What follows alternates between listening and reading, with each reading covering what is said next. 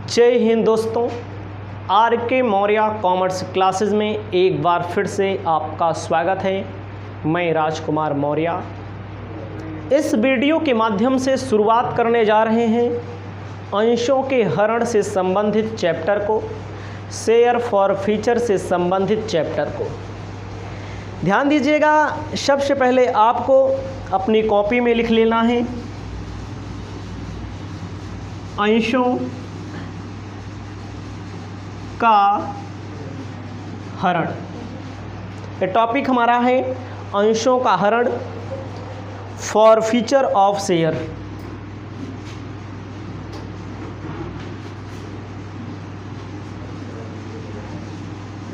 ध्यान दीजिएगा, मैं गारंटी लेता हूं कि आपके पेपर में यहां से ही क्वेश्चन पूछा जाता है।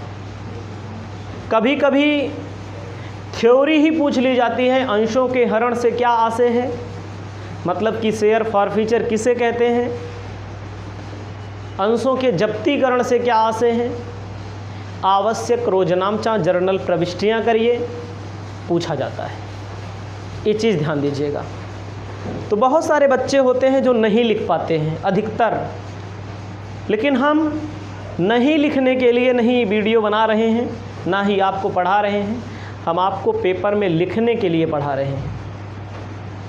जानकारी होनी चाहिए आपको, जानकारी जब होगी तभी आप पेपर में लिख पाएंगे। बहुत सारे बच्चे कहते हैं हम थ्योरी लिख देंगे, जब आपसे पूछेगा अंशों के हरण से क्या आशय है, अंशों के जब्तीकरण से क्या आशय है, जर्नल प्रविष्टियां कीजिए, तो आधा दिमाग गायब हो जाता है जो थ्योरी के भरोसे रहते हैं। तो याद रखिएगा, पास होना अलग बात है, पढ़ाई करना अलग बात है। आपको मैंने इसके पहले बताया, कोई भी कंपनी होती है,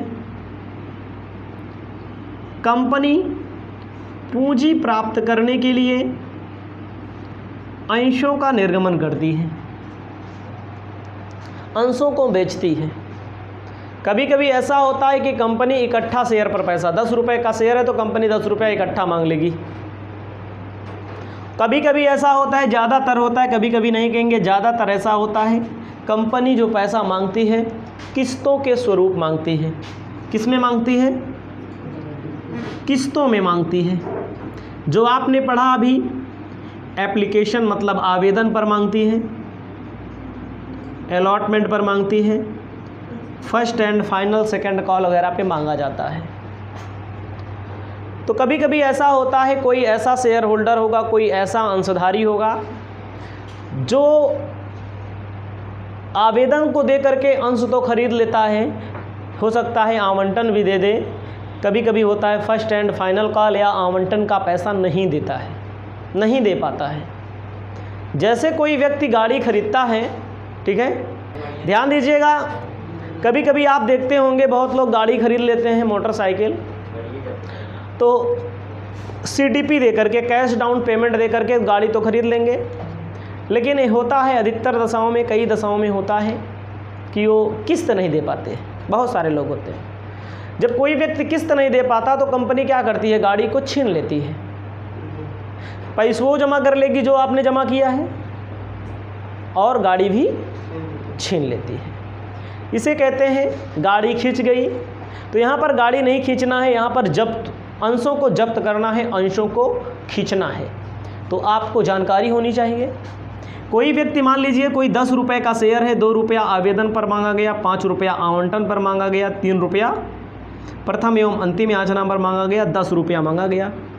आवेदन का पैसा दे करके कोई व्यक्ति अंश तो खरीद लेता है, लेकिन आवंटन का पैसा हो सकता है ना दे पाए, हो सकता है आवंटन भी दे दे, परंतु फर्स्ट एवं फाइनल कॉल का पैसा ना दे पाए, तो कंपनी क्या करती है, अंशों को छीन लेती है, जिसे अंशों का जब्तीकरण कहा जाता है। पैसा भी जमा हो जाएगा, कंपनी, जो कंपनी को पैसा दिया गया है, जैसे गाड़ी कोई किस्त पे खरीदता है ना, तो गाड़ी जब खींचती है तो क्या पैसा कंपनी वापस करती है? कंपनी पैसा नहीं वापस करती है, चाहे एक बार आजमा के देख लीजिएगा। कंपनी पैसा भी ले लेती है और सामान भी ले लेती है, जिसे क्या बोला जाता है, अंशों का हरण बोला जाता है। गाड़ी ओड़ी का एग्जाम्पल आपको पेपर में पूछा जाए तो नहीं देना है, सिर्फ अंश का एग्जाम्पल देना है। जैसे एक लैंग्वेज में, एक लाइन में, एक आशय वगैरह में कैसे लिखा जाना है उसकी हम बात यहाँ पर करेंगे, कैसे आप अपनी कॉपी में लिखेंगे। तो आपको हेडिंग डाल लेना है, उसके बाद लिखवाते हैं। आपको अपनी कॉपी में लिखना है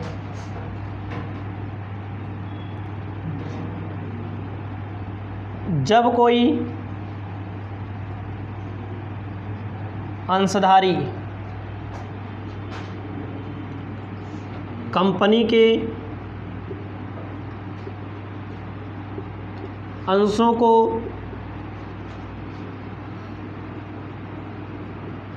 खरीद लेता है, जब कोई अंशधारी कंपनी के अंशों को खरीद लेता है और किसी याचना का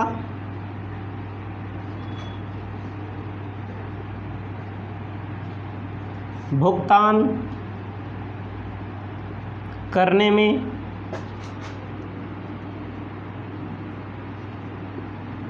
असफल हो जाता है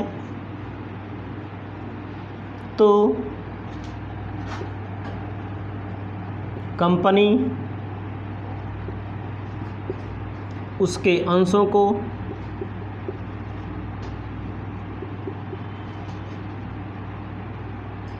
एवं जमा राशि को जब्त कर लेती है। पहले सूचना दी जाती है, ठीक है, जिसे अंशों का हरण कहते हैं, जिसे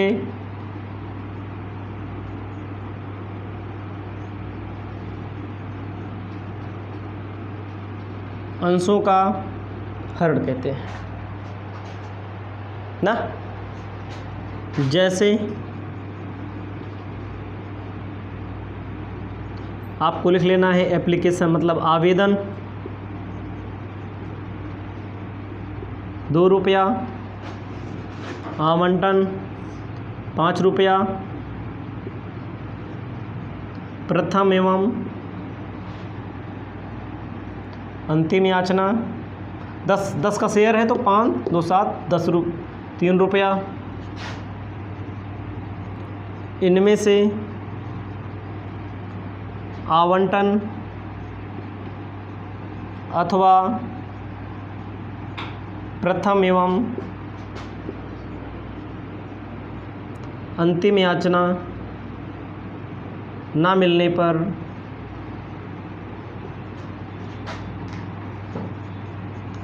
कंपनी अंशों को जब्त कर लेती है। पहले नोटिस देगी, फिर क्या कर लेगी, जब्त कर लेगी। अपनी कॉपी में अगर आप लिख लेंगे तो आपके लिए बहुत बहुत बेहतर होगा और यही पेपर में लिखना भी रहेगा। आपको जानकारी होनी चाहिए अंशों के हरण में सममूल्य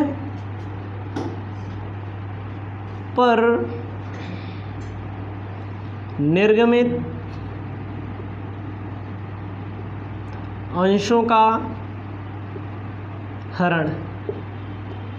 सममूल्य पर निर्गमित अंशों का हरण, सममूल्य का मतलब 10 का शेयर अगर 10 में निर्गमित किया गया हो, 15 का शेयर 15 में किया गया हो, 20 का शेयर 100 का शेयर, तो उसको कैसे हरण किया जाएगा, उसको कैसे जब्त किया जाएगा, ठीक है। तो आपको जानकारी होनी चाहिए। देखो जब जब हमने शेयर इशू किया तो कैपिटल कतहूँ डेबिट मिला कहीं पर, bank account debit to share application account, share application account debit to share capital account, share allotment account debit to share capital account, share first का कुल क्रेडिट हुआ। जब जब बिजनेस में पूंजी आती है तब तब कैपिटल क्रेडिट होती है। तो आपको ध्यान देना है, हरण करेंगे, शेयर कैपिटल को डेबिट करते हैं, शेयर कैपिटल को डेबिट करते हैं, जितने से मांगा गया हो। जैसे 10 रुपये का शेयर है, 10 मांगा गया है तो 10 को डेबिट करेंगे। जो ना मिला हो उसको क्रेडिट करते हैं। शेयर अनपेड कॉल अकाउंट, इसका मतलब जो ना मिला हो। शेयर कैपिटल को डेबिट करते हैं, ठीक है, जितने से मांगा गया हो। ध्यान दीजिएगा हमारी बात। अनपेड का मतलब अलॉटमेंट नहीं दे पाया तो टू शेयर अलॉटमेंट लिखा जाएगा, फर्स्ट कॉल नहीं दे पाया तो टू शेयर फर्स्ट कॉल लिखा जाएगा, ठीक है। वो बात क्वेश्चन में होगी। अगर मान लीजिए हमने किसी से 10 रुपया मांगा ना, वो 6 रुपया नहीं दे पाया तो दिया कितना? 4 रुपया। तो शेयर फॉर फ्यूचर अकाउंट। सुनिएगा एक बार फिर से, 10 रुपया मांगा है ना। जैसे गाड़ी वाले होते हैं, 50,000 की गाड़ी है, 1 लाख की गाड़ी हो गई है। बहरहाल 1 लाख की गाड़ी में कोई व्यक्ति 5,000 ना दे पाए या 10,000 ना दे पाए, तो इसका मतलब दिया कितना? 90,000 दिया ना। 5,000 ना देने के कारण गाड़ी जब्त होगी, 10,000 ना देने के कारण गाड़ी जब्त होगी। 10 रुपये का सामान है, 10 रुपये का शेयर है, 6 रुपया नहीं दिया तो इसका मतलब दिया कितना? 4 रुपया। अभी सवाल में सब कुछ क्लियर हो जाएगा। इसे बोलते हैं सम मूल्य पर निर्गमित अंशों का हरण। अब दूसरी एंट्री होती है प्रीमियम पर निर्गमित अंशों का हरण।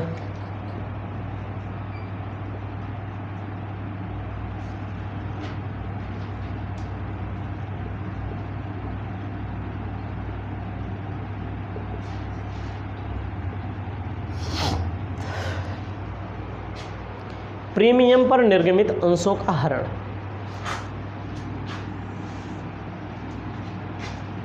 ठीक है, जब प्रीमियम पर कोई अंश निर्गमित किया जाता है तो एक कंडीशन आती है प्रीमियम मिला हो, और एक कंडीशन आती है जब प्रीमियम ना मिला हो। जब प्रीमियम मिला हो क्या होगा? जब प्रीमियम मिला हो, देखो अगर प्रीमियम मिल गया है तो कोई बात नहीं है, नहीं मिला होता तो कुछ समस्याएं आती हैं अकाउंटिंग से संबंधित। जब मिला हो तब भी यही एंट्री होगी। जब मिला हो तब भी यही एंट्री होगी। इसको लिखिए दोबारा। मैंने क्या बोला? जब प्रीमियम मिला हो, जब प्रीमियम ना मिला हो। ना मिला हो तो सब कुछ ऐसे रहेगा, securities premium reserve account debit, security premium reserve account debit हो जाएगा जब प्रीमियम ना मिला। ठीक है। और एक चीज़ बताना चाहते हैं, जैसे कटौती का अंश तो आपको मिला नहीं कटौती पर जब कंपनी अंशों का निर्गमन करती है, कोई सवाल नहीं मिली, इसका मतलब कटौती पर अंशों के निर्गमन पर सरकार ने प्रतिबंध लगाया है। कंपनी कटौती पर अंशों का निर्गमन नहीं कर सकती। मान लीजिए कभी मिल भी जाए, कटौती पर निर्गमित अंशों का हरण, तो एंट्री करेंगे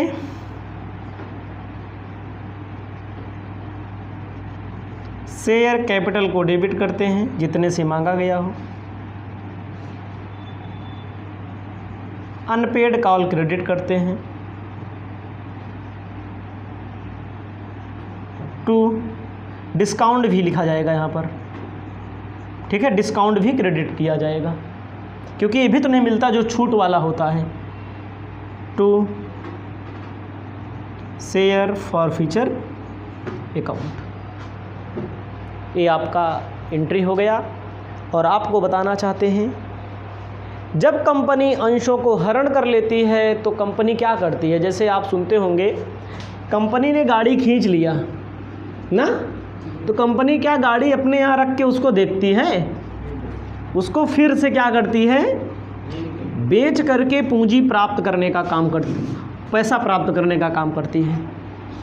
उसी प्रकार जब कंपनी अंशों को हरण कर लेगी तो बाद में क्या करेगी, उसको बेचेगी ना, बेचेगी तो पैसा मिलेगा। पहली कंडीशन होती है 10 रुपये का अंश हरण किया है, 10 रुपया पूरे पर बेचेगी, दोबारा बेचेगी पूरे पर, कोई घाटा नहीं होगा। Bank account debit to share capital account. लिखने वाले लिख सकते हैं सम मूल्य पर पुनर्निर्गमन। पुनर् मतलब फिर से निर्गमन करना। दूसरी कंडीशन होती है प्रीमियम पर। इस सम मूल्य पर निर्गमन किया गया, कभी कभी होता है ज़्यादा बिक जाता है क्योंकि बोली लगेगी, ज़्यादा पर भी कंपनी बेच सकती है, कंपनी की वैल्यू ज़्यादा है। तो bank account debit to share capital account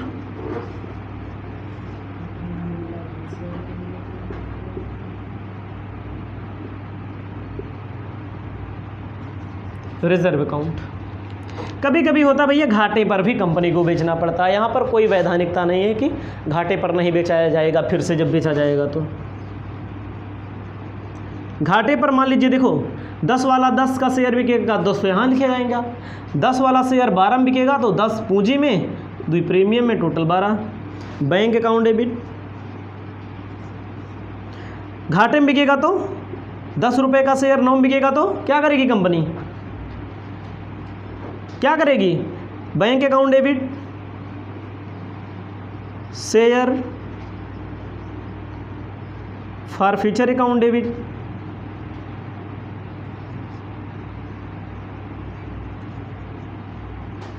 to share capital account. ध्यान दीजिएगा, जब कंपनी क्या करेगी, 10 का शेयर 12 में निर्गमित करेगी तो इस तरह होगा, 10 रुपया पूंजी में, 2 रुपया प्रीमियम के। 10 का शेयर 9 में इशू करेगी तो 9 तो कंपनी को मिलेगा, 1 रुपया घाटा हो रहा है। घाटे के लिए यहाँ डिस्काउंट नहीं लिखेंगे छोटू, अभी देखो जो छीने हैं वहीं से ले लेंगे।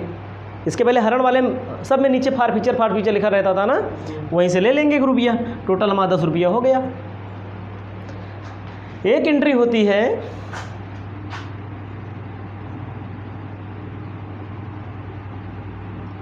हरण खाते की